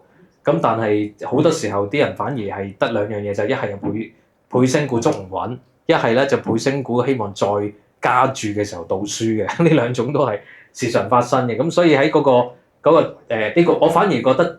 當係大家共勉之咁樣，即係你要提醒翻自己，究竟你有啲股係好平嘅，咁你睇翻有啲盡量係令到真係出現咗一啲大問題嘅時候，再差啲，你唔需要特別係揾隻倍升股，你揾翻啲正常股都幫你賺到1倍嘅。即係嗱，我當係一個好直接嘅問題啦，係啦，你唔需要揀咩股嘅，有時啲成個市差到好緊要嘅時候咧，你揀翻啲正頭正路嘅股都幫到你，但係大部分嘅人個市好差嘅時候就唔敢入嘅，係啦，即係呢個反而你提翻，你記得我講嘅呢句説話，我唔知道喺啲我下次翻嚟之前會唔會出現啲大事啊？咁但係起碼有個問題就係你要夠膽喺一啲市唔好嘅時候入翻啲正路嘢咯。嗱咁啊而家其實市況就動盪啦，咁啊美股上面其實咧嗰個波動性都大嘅，但係咧要點樣先可以判斷到成個美股真係去到一個大調整嘅週期咧？睇標指啦。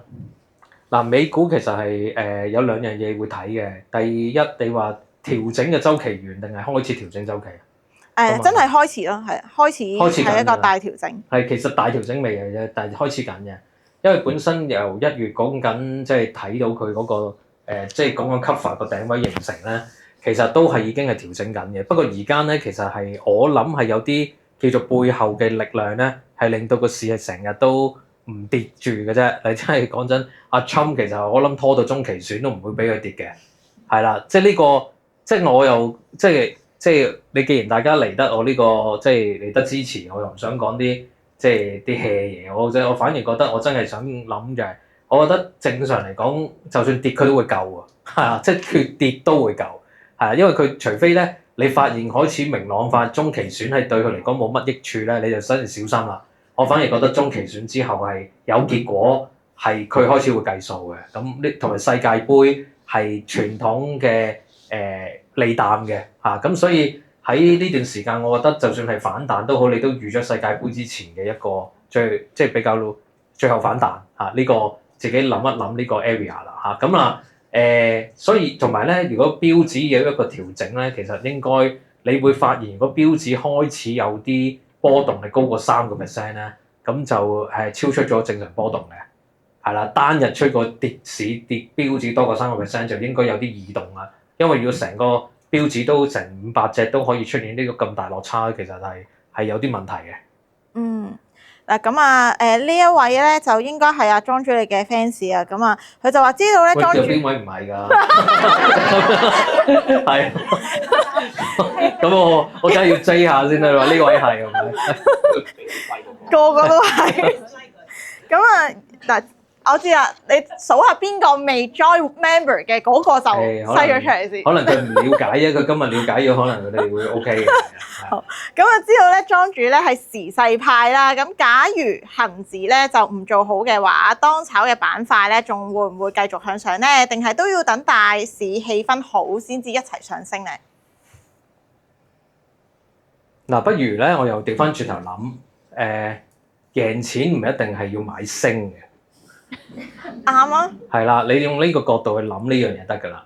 即係如果你一樣嘢咧，其實應該係偏淡同埋係未有一個扭轉嘅情況咧，你應該要等緊一啲明明係大家都覺得係應該仲繼續睇淡嘅股份，突然間利好得好緊要嘅時候，你應該係嗰啲股份係做淡嘅。第一樣嘢係諗一諗呢個位先，即係唔好成日諗緊話我究竟邊一樣嘢我要買翻佢升啊咁啊第二咧就係要諗緊，你係要將嗰一樣嘢你修正翻先。我成日都講啦，你用點數嚟行先嘅，即係唔好睇個別股唔好睇個別股份，你變翻做啲指數 ETF 或者係個板塊 ETF，跟住慢慢修正翻件事。跟住咁同埋咧，頭先啱啱都篩選咗某啲嘢啦。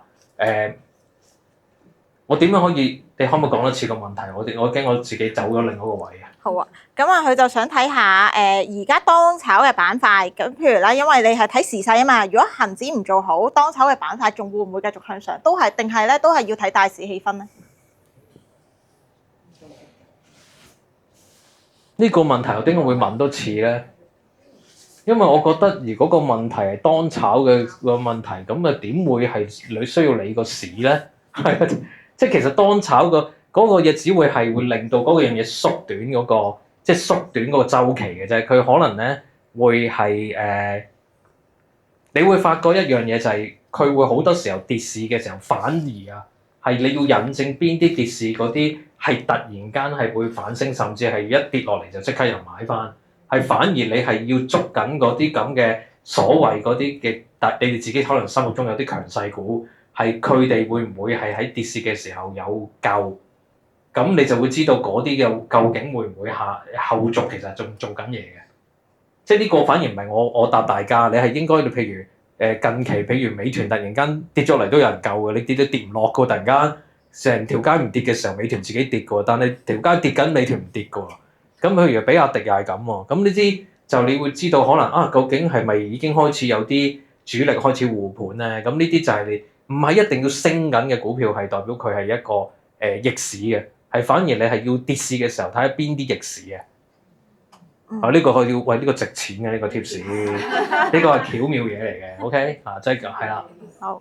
咁另外咧就嚟緊，即係預可能都仲有減息嘅機會啦，等等。但係而家其實嗰個戰事仲係發生緊啦，大家就對通脹嗰個不明朗性都比較多。但係呢一個 scenario 就發生喺如果減息嘅步伐減慢咧，就會唔會影響到本地嘅地產股？影響緊啊！影響緊。其實而家已經係預期係而家係已經有市場説法，已經去到2027年先開始減嘅，係啦。咁但係而家咧，就一手成交嗰邊手支持緊嗰啲樓價，叫做仲係會回穩嘅。咁二手市場係又唔係間間得啦。咁但係就普遍嚟講，點解你見到啲中銀、香港、匯豐、新鴻基呢啲會跌咧？咁即係其實係有啲嘢已經計緊嘅。呢啲本來係唔應該係會係咁急去喺呢個咁嘅市嗰度係要套利嘅。反而係護城河嚟嘅，對嗰啲啲人擺啲錢埋側邊嗰啲咧，呢啲股票應該跌落嚟嘅時候應該回紅升啦，或者係本地地產股升啦。因為咁，但係點解佢哋都會跌咧？係真係唔係呢個因素，係反而有啲人已經覺得係個利息係唔會好似預期咁叫計緊數咯。好。咁我見咧都有問到一啲係香港嘅科技同 AI 板塊啦。咁近期就係養龍蝦大熱啊嘛。咁亦都有好多半新股咧，都係因為呢一啲嘅概念嚟一齊升嘅。咁究竟呢一啲嘅板塊嘅話，莊主本身點樣睇咧？喺第二季嗰度。第二季咧，其實就希望佢更加多嗰啲同類型嘅股份要上市，呢個好緊要嘅。即係你其實咧。講緊啲本身啲呢啲半新股咧，其實一定要不斷有同類嘅嘢上市嚟去到打飛嘅。佢哋都要做翻好嗰個同類板塊，先至令到大家互相互惠。咁呢一個就正常嚟講，睇住有冇啲咁 IPO，係第一個 factor。第二樣嘢就係要我覺得仲有嘅，尤其是但係個問題，你就一定係要預咗係多人用嘅。即係我講緊 Minimax 嘅，我覺得都係好多人用。咁智譜就好睇佢嗰個產品啊，反而智譜係要擺後啲，因為智譜咧其實係佢有 bug 喺度，即係嗰啲產品呢樣最煩呢樣嘢就係當你有啲缺陷嘅話就比較麻煩咯。但係如果係即係容易係暫時其實多人用又冇乜競爭性嗰啲，仲會有呢個機會嚇，即係我會覺得半新股仲係仲有得炒嘅。同埋咧嚟緊落嚟咧，始終都係一啲GPU 國產式 GPU 咧，某個程度上都會提高少少嘅，因為好明顯一樣嘢係而家想繞過NVIDIA 個 Lindo 啊，即係本身中國嗰個玩法咧，其實係今日都做咗個今日講緊個訪問係差唔多講緊同一類嘅嘢，不過應該我諗遲啲你可能睇電視見到啦，但係我就係想講咧，而家做嘅一啲 AI 嘅情況咧，係要內地而家其實擺到明係用緊一個低算力、低成本，係對付美國嗰邊手嘅一個科研技術。其實呢個冇政治立場㗎，即係好明顯一樣嘢咧，其實係中國咧，其實係佢知道揾到自己嘅嗰個玩法，就係因為低成本，但係執行力強。咁美國咧，其實好多時候咧就創作力強，但係就執行力弱嘅，因為咧美國好多時候牽涉有一啲反壟斷嘅一啲嘅問題，同埋佢哋係要好多嘢都要批嘅先至可以全國通行。咁但係咧就中國嗰邊手咧，其實就你只會係有啲政策上一體化就一齊推。咁咁所以而家做緊嘅嘢咧就係、我覺得模型呢樣嘢模型呢樣嘢同儲能啦，呢一樣嘢係同埋 GPU 咧，佢會大力會係想加強呢個咁嘅呢個投放嚇，咁所以反而機器人我真係講多次我就唔係幾睇嘅，咁即係但係就反而係中國化嘅 GPU 同埋係模型呢一樣嘢係會逢親呢兩樣，同埋醫療。總之係關於 AI 醫療嘅嘢，都係牽涉呢一三類嘅半新股都係睇好一線嘅。嗯，好。咁啊，呢個咧就係一個初學者嘅問題嚟嘅。咁佢就話佢初學啦，咁如果每日開市之前或者開市之後咧，咁你有啲乜嘢嘅 checking point 係建議咧？睇市況喺技術層面上面，新手即係第一開市嘅時候保持冷靜咯。太錯啦嘛！保持冷靜咯。新手第一樣嘢真係保持冷靜喎。係啊，即係新手好多時候就手多噶嘛。係啊，即係我諗緊係啦，最典型嘅一樣嘢係咁啊，同埋係新手唔好即係開頭試嘢就唔好用真錢咯。唔好用真錢玩啊！即係你試下用分開啦。嗱，譬如係用啲分開倉啦，或者係係咯分開倉試下咯嚇。即係其實嗱，我唔係賣廣告，其實你哋可能你有啲自己用開某啲嘅戶口，你試開多一個咧，其實你可以有唔同嘅策略嘅，係啦。即係你哋有啲戶口可能開第二個一樣嘢。其實頭先嗰樣嘢好搞笑，你突然間係話唔係，其實我應該冇呢個人喺度啊，我驚我講咗先。唔係頭先我係諗住買衫嘅。跟住咧，但係咧經過買衫咧，跟住諗起想買件嘢，跟住咧就真係有頭先差唔多講嗰個問題，就係講緊兩個買兩件有得平啲係啦。咁但係咁啱唔啱，嗰件衫唔啱啫。但係其實呢樣嘢真係其實係都係一個市場策略嘅。咁啱係真係與人同行，可以人係平啲，即係咁啱有呢啲咁嘅嘢嘅係啦。咁係啦，咁突然間點解吹到呢個位咧？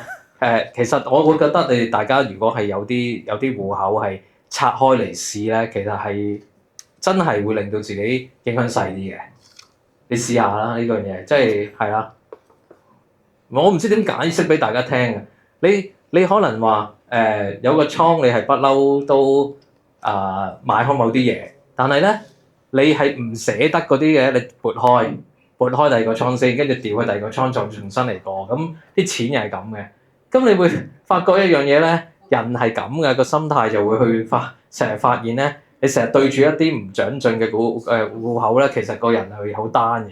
你又當你有個戶口重新嚟過咧，你又覺得你又要諗下邊個老禮啲嘅時候買多少少嘅，咁啊係會咁嘅，係都會咁嘅。即係呢個係你自己嘅呢個係一個另外嘅策略啦嚇。所以新手最基本嗰樣嘢就係你要冷靜，第二樣嘢就試下唔好投放咁多錢先，係啦，同埋咧學識睇升跌先，學識睇升跌唔需要如果你發現咧你3-4日都係覺得自己睇得啱咧，你咪開始做啦。但係呢樣嘢好難講，可能第一日都衝咗入去嘅。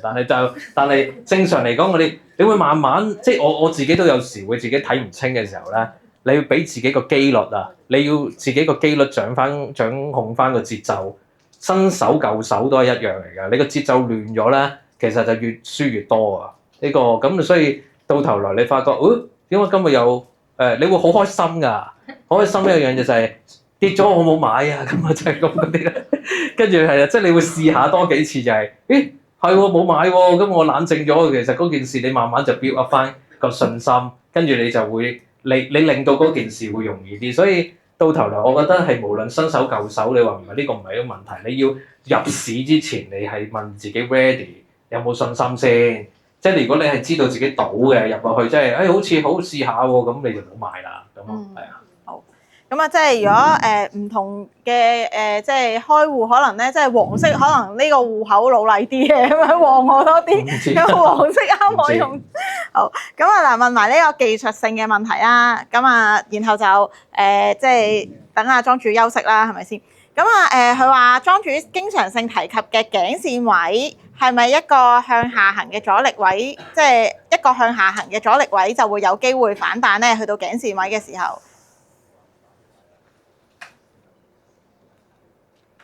嗱，呢個問題咧就係要分清楚個圖形係咪下頸線。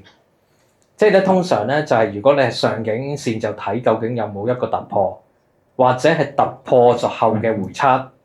下頸線係攞嚟做底，同埋係成一個唔同嘅 W， 或者係用 V 型做嘅唔同嘅嘢嚟嘅。即係你當係呢個頭先你個問題咧，就係頸線係可能係一個市場嘅 algo 又好，或者市場行為覺得嗰個位係一個底位，要有反彈嘅，只係下頸線嗰樣嘢。咁但係上頸，即係如果你話究竟我係咪有個維持係我哋睇佢突升穿咗個頸線，就係等於一致係咁樣，唔係咁樣嘅。有時我哋要睇嘅嘢就睇究竟佢有冇回測多一下。嗯，係啊。咁呢啲咁 detail 嘅嘢，梗係要睇節目啦。睇節目都有時，唔係嗰個你等係我費事賣班啦，係總之就係有機會就自己睇下，或者自己上下堂都係咁嘅。同埋頸線嗰樣嘢，其實我覺得只係其中一個嗱，不如講緊話個頸線定義係乜嘢先？頸線定義其實就呢個係一個市場行為嘅一個嘅位置。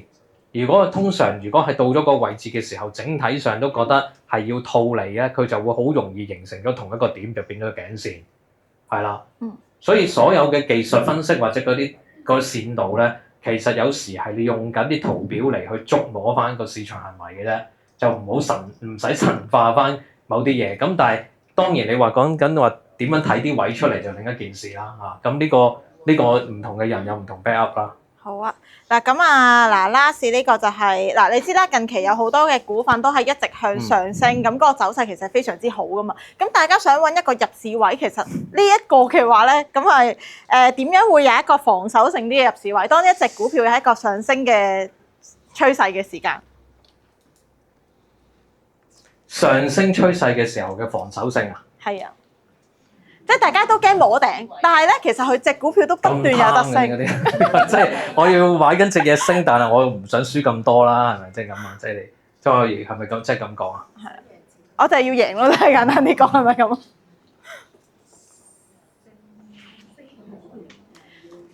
嗱，我自己覺得咧，我唔知係邊個講座，我講過，你要贏咧就要你之前要識輸嘅。即係你話講緊話，你頭先講緊話，我點樣可以知道邊個位有個平台咧？其實你首先一樣嘢就要諗緊我買落去嘅，即係嗱，我比如有3個 point 啦。第一樣嘢咧，你就要係一早就知道佢嘅正常波幅。一隻股你係大致上你買落去嘅時候咧，大致上你都知道佢嘅平時嘅波幅係幾多。跟住如果佢萬一咧有啲異動嘅波幅咧，咁其實係你就捉摸緊佢應該要指定係加嘅。OK，咁另外一樣嘢就係有冇啲無緣無故嘅冇消息下嘅升或者跌。OK，咁呢一樣嘢咧，其實就係有時冇消息底下嘅升咧，其實係可能你會容易啲偷步去做一樣嘢嘅。咁但係第三樣嘢咧，如果你係要講緊話，我究竟個防線喺邊度咧？其實你就一定係要嚴守翻，你就盡量係貼近啲平均線先至譬如10天線、20天線嗰啲先好入手啦。咁呢個就個行為係會安全啲嘅。咁即係呢個其實我會覺得你跟翻即係總之最緊要就係頭先嗰兩個有少少俾幫大家偷步，但係第三樣嘢咧，其實你就一定要跟翻啲市場行為走，係啦。即係如果唔係咧，仲有乜嘢咩？你識得對沖。你要識得對沖啊！呢個就真係要進階少少啦。即係你如果你買一件貨，其實你係唔想係放你件貨，你就要同時間做翻一個 put option， 或者你做翻啲反向嘅嘢嚟去對沖翻件事，護翻個盤先，即係護翻你自己隻股先。有時你一面倒全部都係正向咧，其實你會有機會可能到頭來係守唔到個倉，係因為全部都係向同一個方向。咁呢個就要真係要進階少少嘅人，你會明我講乜嘢？即係你要將嗰樣嘢係有啲反向性嘅板塊要買，或者反向性嘅 option 要做嚇，呢啲就大家哇有個花樣喺度，咁啊大家就注意翻啦。